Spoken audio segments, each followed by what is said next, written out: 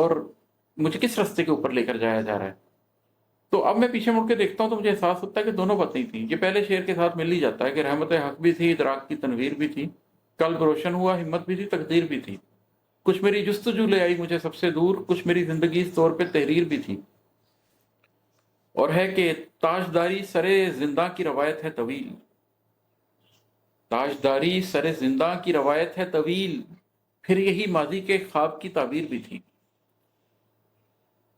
یوسف علیہ السلام نے خواب دیکھا تھا اور اس خواب کے نتیجے میں چلتے چلتے چلتے وہ زندان تک پہنچ گئے.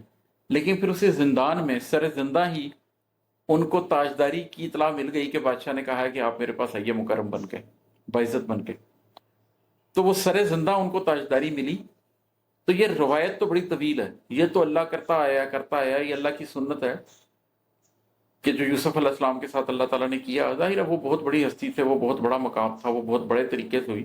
لیکن عام مومنوں کے لیے بھی اللہ تعالیٰ ہمیشہ سے یہ کرتا رہا ہے کہ ان کو زندگی میں کسی برے پروسیس سے گزار دیا، اس لیے کہ اس کے آخر میں ان کے لیے اچھائی پیدا کرنی تھی. تو یہ تاجداری سر زندہ کی روایت ہے طویل، پھر یہی ماضی کے خواب کی تعبیر بھی تھی. پھر میں نے بھی ایک خواب دیکھا تھا زندگی میں. کبھی انسانوں کو رویائے صادقہ آتے ہیں، مسلمانوں کو رویائے صادقہ آتے ہیں، اور جب آپ کو رویائے صادقہ آتے ہیں تو یقیناً آپ کا قلب گواہی دیتا ہے کہ یہ وہ عام خواب ہے ہی نہیں جو میں روزانہ دیکھتا ہوں.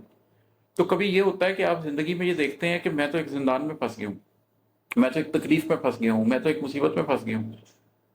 پھر آپ قرآن اٹھا کے پڑھتے ہیں تو آپ کو نظر آتا ہے کہ اچھا اللہ تعالیٰ بتا رہے ہیں کہ یوسف علیہ السلام نے خواب دیکھا تھا، اس خواب کو پانے کے لیے وہ زندان سے بھی گزرے تھے. پھر آپ سوچتے ہیں کہ اچھا اللہ میں بھی تیرا ایک خاکسار بندہ ہوں، اتنی اونچی ہستی تو نہیں ہوں، لیکن مجھے یاد آ رہا ہے میں نے بھی تو ایک خواب دیکھا تھا، مجھے بھی تو ایک رویا صادقہ آیا تھا. اس کی انٹرپریٹیشن بھی تو کچھ ایسی ہی تھی کہ بڑی تکلیف کے بعد تمہیں آسانی ملے گی.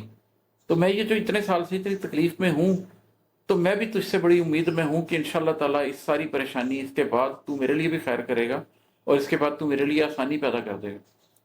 کبھی انشاءاللہ زندگی میں موقع ہوگا تو وہ خواب بھی سناؤں گا، اس کی تعبیر بھی سناؤں گا. ابھی میرا نہیں خیال کہ اس کا موقع آیا ہے. آگے ہے کہ نفس تو پھول گیا گردنیں نیچی کر کے، اپنی نظروں میں کوئی ذات کی توقیر بھی تھی.